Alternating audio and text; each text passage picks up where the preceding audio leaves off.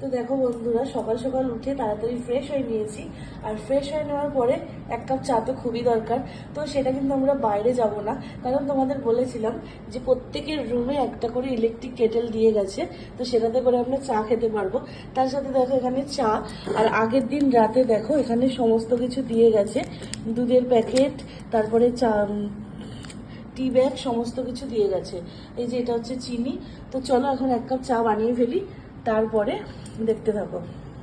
তো চলো চায়ের মধ্যে আমি একটু চায়ের জন্য জলটা নিয়ে নিই, দুজনের 2 কাপ।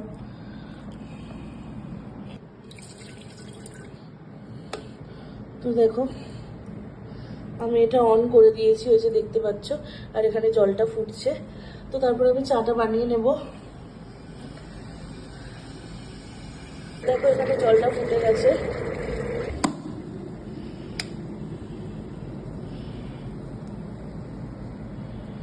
তো চলো 2 কাপ চা ঝটপট করে বানিয়ে নিই, 1 কাপ আমার জন্য আর 1 কাপ দাদাভাইয়ের জন্য।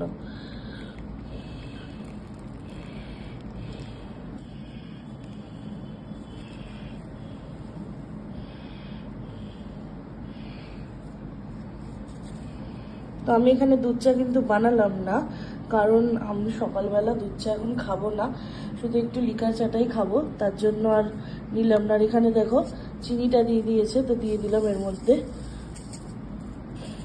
চিনিটা দিয়ে দিলাম। চিনিটাও কিন্তু ডাস্ট ছিল, তার জন্য কোনো প্রবলেম হলো না। তো চলো দেখো চাটা কত সুন্দর তৈরি হয়ে গেল। আর আমি চিনি খাবো না, তাই জন্য এখানে চিনিটা দিলাম না।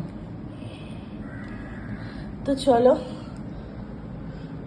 গুড মর্নিং সবাই, খুব ভালো থেকো। পরের ভিডিও নিয়ে তাড়াতাড়ি আসছি। আর চাটা কেমন হলো তাড়াতাড়ি বলো। তো চলো এবার চাটা দিয়ে দেওয়া যাক, দাদাভাইকে দিয়ে দিই, আর আমিও এই চাটা খেয়ে নিই। তো চলো তোমরাও চা খাও, পরের ভিডিও নিয়ে খুব তাড়াতাড়ি চলে আসছি। টাটা।